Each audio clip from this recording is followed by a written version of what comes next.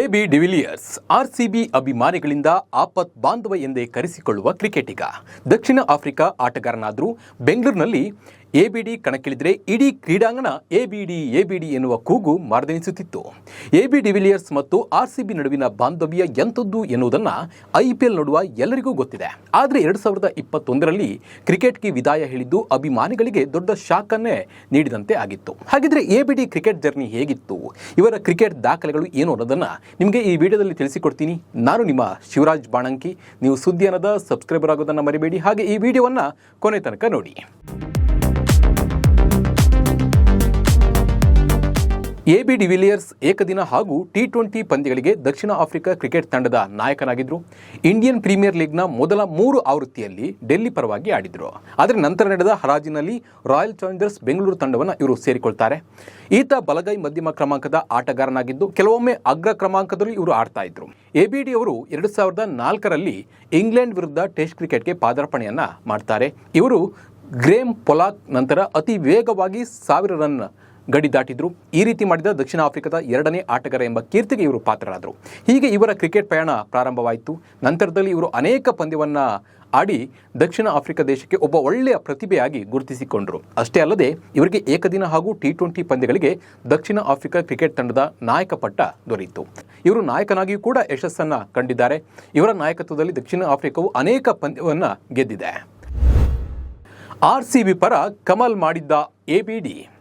RCB ಪರ 11 ವರ್ಷಗಳ ಕಾಲ ಆಡಿದ್ದ ಎಬಿಡಿ ಹಲವು ಬಾರಿ ತಂಡಕ್ಕೆ ರೋಚಕ ಗೆಲುವನ್ನು ತಂದುಕೊಟ್ಟಿದ್ರು. ಈ ವೇಳೆ 157 ಪಂದ್ಯಗಳಿಂದ ಒಟ್ಟು 4522 ರನ್ಗಳನ್ನು ಕಲೆ ಹಾಕಿದ್ರು. ಅಷ್ಟೇ ಅಲ್ಲದೆ ಆರ್ಸಿಬಿ ಪರ ಅತಿ ಹೆಚ್ಚು ರನ್ ಬಾರಿಸಿದ ವಿದೇಶಿ ಬ್ಯಾಟರ್ ಎಂಬ ದಾಖಲೆಯನ್ನು ಸಹ ಇವರು ಬರೆದಿದ್ದಾರೆ. ಡಿವಿಲಿಯರ್ಸ್ ಅಲಿಯಾಸ್ ಎಬಿಡಿ IPLನಿಂದ ನಿವೃತ್ತಿಯಾಗಿ 4 ವರ್ಷಗಳೇ ಕಳೆದಿದೆ. 2021 ಅಕ್ಟೋಬರ್ 11ರಂದು ಕೊನೆಯ ಬಾರಿ ಆರ್ಸಿಬಿ ಪರ ಇವರು ಕಣಕ್ಕಿಳಿದಿದ್ರು.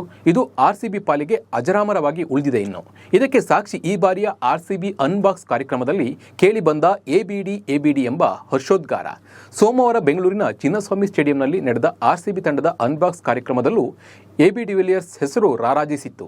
ಅದು ಸಹ ಅಭಿಮಾನಿಗಳಿಂದಲೇ. 4 ವರ್ಷಗಳ ಹಿಂದೆ ಆರ್ಸಿಬಿ ತಂಡವನ್ನು ತೊರೆದರೂ ಎಬಿ ಡಿವಿಲಿಯರ್ಸ್ ಅವರನ್ನ ಅಭಿಮಾನಿಗಳು ಈಗ ವಿಶೇಷ ಕಾರ್ಯಕ್ರಮದಲ್ಲಿ ನೆಂದಿದ್ದಾರೆ. ಅಲ್ಲದೆ ಸ್ಟೇಡಿಯಂನಲ್ಲಿದ್ದ ಆರ್ಸಿಬಿ ಫ್ಯಾನ್ಸ್ ಎಬಿಡಿ ಹೆಸರನ್ನು ಕೂಗುವ ಮೂಲಕ ವಿಶೇಷ ಗೌರವವನ್ನು ಸಲ್ಲಿಸಿದ್ದಾರೆ. ಇದೀಗ ಈ ವಿಡಿಯೋ ಕೂಡ ಸೋಷಿಯಲ್ ಮೀಡಿಯಾದಲ್ಲಿ ಸಖತ್ ವೈರಲ್ ಆಗ್ತಾ ಇದ್ದು ಎಬಿ ಡಿವಿಲಿಯರ್ಸ್ ಅಭಿಮಾನಿಗಳಿಂದ ಭಾರೀ ಮೆಚ್ಚುಗೆ ವ್ಯಕ್ತವಾಗ್ತಾ ಇದೆ. 28 ಬಾಲ್ 15 ಸಿಕ್ಸ್ 101 ರನ್. ಕೆಲ ದಿನಗಳ ಹಿಂದೆ ದಕ್ಷಿಣ ಆಫ್ರಿಕಾದ ಸೆಂಚುರಿಯನ್ನಲ್ಲಿ ಕಣಕ್ಕಿಳಿದ ಎಬಿ ಡಿವಿಲಿಯರ್ಸ್ ಅಬ್ಬರಿಸಿದ್ರು. 28 ಎಸೆತಗಳಲ್ಲಿ 15 ಸಿಕ್ಸರ್ ಸಹಿತ ಅಜಯ 101 ರನ್ ಗಳಿಸುವ ಮೂಲಕ ಅಭಿಮಾನಿಗಳನ್ನು ರಂಜಿಸಿದ್ದಾರೆ. ತಾನು ಯಾವತ್ತೂ ಕ್ರಿಕೆಟ್ಗೆ ಅಂದರೆ ತನ್ನ ಆಟಕ್ಕೆ ಮೋಸ ಮಾಡಲ್ಲ ಅಂತ ಎಬಿಡಿ ನಿವೃತ್ತಿ ಹೊಂದ್ರ ಮೇಲೂ ಕೂಡ ತೋರಿಸಿದ್ದಾರೆ. ಅವರ ತಾಕತ್ತು ಏನೋ ಅನ್ನೋದು ಇಡೀ ಜಗತ್ತಿಗೆ ಮತ್ತೊಮ್ಮೆ ಗೊತ್ತಾಗಿದೆ.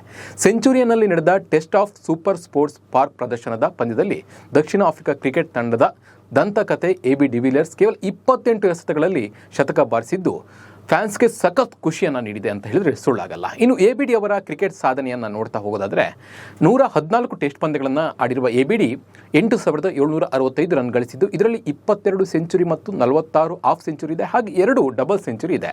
ಇನ್ನು 228 ಏಕದಿನ ಪಂದ್ಯಗಳನ್ನು ಆಡಿದ್ದು 9577 ರನ್ ಗಳಿಸಿದ್ದಾರೆ. ಇದರಲ್ಲಿ 25 ಸೆಂಚುರಿ ಮತ್ತು 53 ಹಾಫ್ ಸೆಂಚುರಿ ಬಾರಿಸಿದ್ದಾರೆ. ಹಾಗೆ 78 T20 ಪಂದ್ಯಗಳನ್ನು ಆಡಿದ್ದು 1672 ರನ್ ಗಳಿಸಿದ್ದಾರೆ.